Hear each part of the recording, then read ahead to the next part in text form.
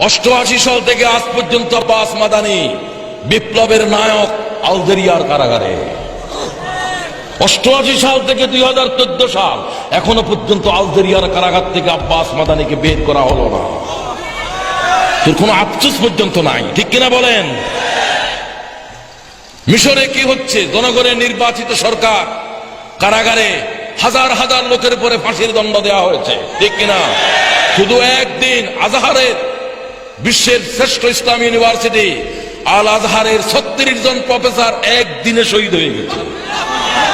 তোমার কোনো আফসোস নাই? এই দেশে আল্লাহর দিনের দায়ীদেরকে জবাই করা হচ্ছে। তুমি কিসের জিকির হালকা করো? আজ পর্যন্ত কোনোদিন আহা বলে আওয়াজ দাও নাই, ঠিক কিনা? তোমার সাথে কোন ইবলিসের সম্পর্ক আছে? এই থামো, এই থামো বলছি। আমি ভাইদেরকে বলতে চাই, উম্মতের এই দুর্দিন চলছে। এই অবস্থায় আমাদের জন্য করণীয় কি? রাসূলুল্লাহর তরিকা কি? রাসূলুল্লাহর কালাম কি বলছে?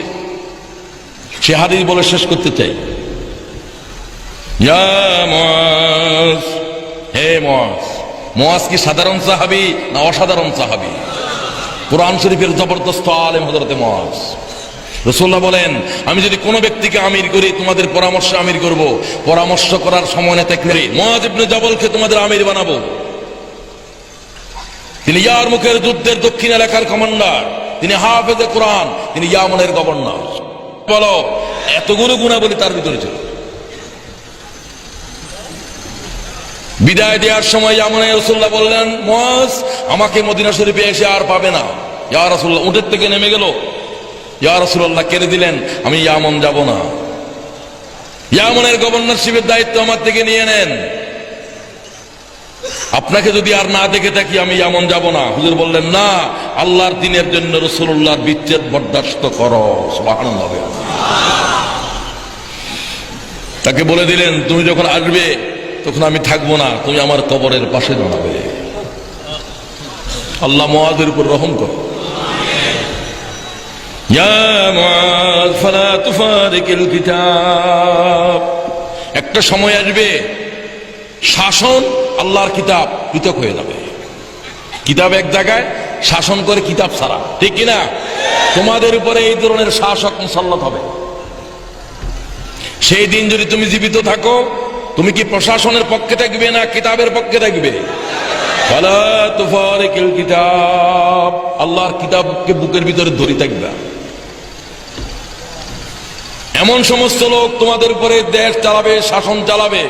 ফাইন আতাতুমুহুম ইউদিল্লুকুম।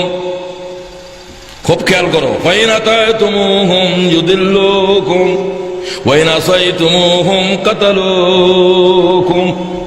যদি তাদের কথা মানো, ঈমান থাকবে না। যদি তাদের বিরোধিতা করো, জান থাকবে না। সেই অবস্থা আসছে না আসবে? হাদিসের লব্ধ শুনো। ফাইন আতাতুমুহুম ইউদিল্লুকুম ওয়া ইন আসাইতুমুহুম কাতালুকুম। দুটা থাকবে না তোমাদের জন্য। তাদের কথা মতো চললে ঈমান থাকবে না, তাদের বিরোধিতা করলে জান থাকবে না। দেখা মাত্র গুলি করা হবে, ঠিক কিনা বলো? জান থাকবে না। কাইফা নাসনাউ ইয়া রাসূলুল্লাহ। মুআজ বললেন, ইয়া রাসূলুল্লাহ, মুআজ যদি সে সময় জীবিত থাকে তার জন্য কি করণীয় হবে? আমি কি করব তখন যদি আমি বেঁচে থাকি? কি আপনারা যা রাসূলুল্লাহ বলবে তা মানতে রাজি আছেন কিনা? তাহলে হাদিস বলা হবে, না হলে আর বলা হবে না। মানতে কে কে রাজি আছে? আল্লাহ কবুল ফরমা। কাইফা নাসনাউ ইয়া রাসূলুল্লাহ, আমার জন্য সে সময় করণীয় কি হবে? কথা মানলে ঈমান থাকবে না, তাদের সাথে থাকলে ঈমান থাকবে না, তাদের বিরোধিতা করলে জান থাকবে না, চাকুরি থাকবে না, কিছু থাকবে না, ঠিক কিনা বলো? قال رسول الله صلى الله عليه وسلم صنع أصحاب عيسى ابن مريم। হে মুআজ, যদি সে সময় জীবিত থাকো, ঈসা আলাইহিস সালামের সাথে হাওয়ারীদের পথ অনুসরণ করো। কাদের পথ? কাদের পথ? يا أيها الذين آمنوا كونوا أنصار الله كما قال عيسى ابن مريم للحواريين من أنصاري إلى الله قال الحواريون نحن أنصار الله الله أكبر